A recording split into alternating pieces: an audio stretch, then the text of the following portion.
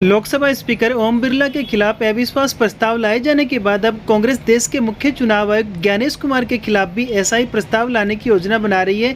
विपक्षी पार्टियों के दो सीनियर नेताओं ने सोमवार को इसके संकेत दिए। जानकारी के मुताबिक ओम बिरला के अविश्वास प्रस्ताव के निपटारे के बाद विपक्ष ज्ञानेश कुमार के खिलाफ नो कॉन्फिडेंस मोशन लाने पर विचार कर रहा है। अगर विपक्ष संसद में महाभियोग का नोटिस देता है तो देश में पहली बार ऐसा होगा कि मुख्य चुनाव आयुक्त के खिलाफ महाभियोग आएगा। एक सीनियर कांग्रेस नेता ने नाम न बताने की शर्त पर बताया कि एसआईआर के विरोध में ज्ञानेश कुमार के खिलाफ यह प्रस्ताव लाया जाएगा। उन्होंने कहा कि इंडिया गठबंधन के सहयोगियों के साथ बातचीत हुई है और सभी पार्टियां अलग अलग राज्यों में वोटर रोल के चल रहे स्पेशल इंटेंसिव रिवीजन को लेकर कुमार के खिलाफ अविश्वास प्रस्ताव लाने के लिए तैयार है। कांग्रेस नेता ने कहा कि यह बारी बारी से होगा। हमें उम्मीद है कि बिरला के खिलाफ नोटिस पर मंगलवार को विचार किया जाएगा। बता दें कि मुख्य चुनाव आयुक्त के खिलाफ अविश्वास प्रस्ताव लाने के लिए लोकसभा में कम से कम 100 सांसदों और राज्यसभा में कम से कम 50 सांसदों के हस्ताक्षरों की आवश्यकता होती है। इसके बाद इससे जुड़े नोटिस को विचार के लिए स्वीकार किया जाता है। मुख्य चुनाव आयुक्त और चुनाव आयुक्तों की नियुक्ति और उनके कार्यों से संबंधित 2023 के कानून के मुताबिक